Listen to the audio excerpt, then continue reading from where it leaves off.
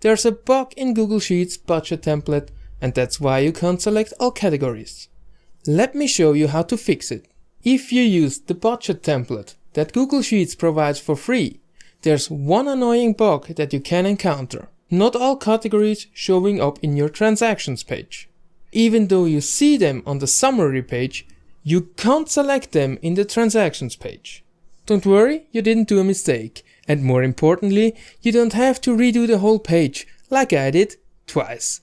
Let me help you and show you the easy fix that I wish I knew 2 hours ago. If you're interested to learn more about budgeting and improving your monthly budget, hit subscribe and check out my other videos about the topic. The problem is, by default, you can only have 18 categories to choose from. But let me show you how you can expand that. First, let's have a look on which line your last expense category is. In my example here, it's column B and C, row 75. Income categories are column I and J, row 75. Go to the transactions page and select all expense categories, then select data, data validation.